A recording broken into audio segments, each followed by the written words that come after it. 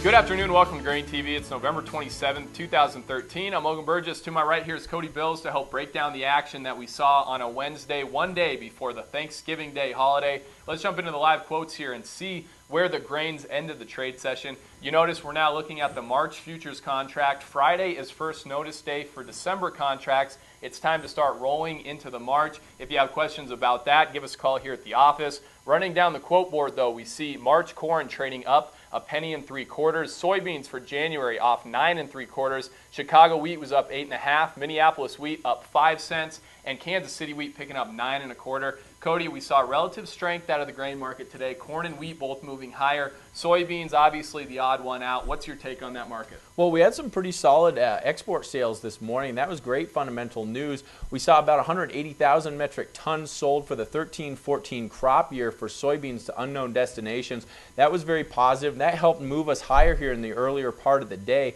Unfortunately, though, we saw meal really start taking a nosedive here about mid-session. We also saw soybeans follow it lower. We ended up closing down near the lows, and on a normal day, I would say that this is a very bearish signal. When you see something move higher, try and take out some highs, and of course it unable to do so and then loses all strength and ends up closing down near your lows, you'd suspect this thing has kind of reached the end of its rally and potentially will start moving towards its lows. The only reason I don't think that that's set in stone right now is because we do have December contracts moving off the board here. We have first notice day. People are starting to trade March contracts. I think we have Thanksgiving coming up, and then Friday we're likely to see very light volume. So I think what we saw is some position closing. Yep. I think we got out of some long positions today. It was kind of mid-session and on when we really started seeing that selling. I wouldn't be surprised.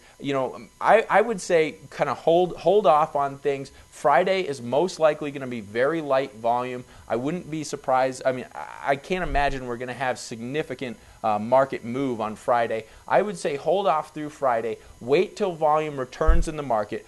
Be ready to protect yourself if this thing does start moving south, but I wouldn't be surprised to see some strength move back into the market once this holiday is over and once we see a little bit more volume. Yep. I think there's definitely demand for meal on the sidelines waiting to get into that January contract. Yeah, certainly. Well, we did see a little bit of weakness out of the soy complex, as I said, but corn relatively strong today to beans. Not a huge day higher, just up about 2 cents. We did see very strong ethanol numbers reported today. On average last week, 927,000 barrels per day was produced. That's near a marketing year high. Really driving stronger production here in recent weeks has been an ethanol crush margin, which is above $3 a bushel right now in a lot of places in the grain belt. We haven't really seen the strength out of the ethanol sector carry into the futures, and I think the reason why we haven't seen that is because there's still a lot of uncertainty about the renewable fuel standard for 2014.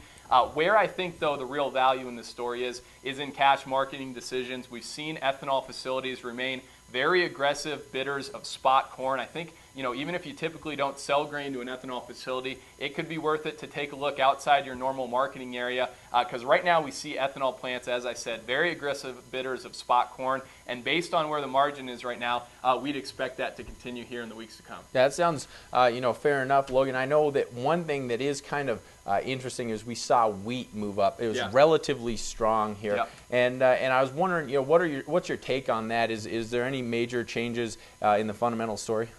I wouldn't say any major changes in the fundamental story. Some information that we have recently, though, was expectations for a potential winter kill scenario here between December 6th and December 10th. You can see here on this map provided by Planalytics, a big cold front's going to move into even the southern plains. Temperatures below zero may even be possible here. With light snow cover, it looks like there is the possibility for that, but I think really the real strength of this wheat market lies in what we're seeing right now on the export front. We see very strong domestic prices in China.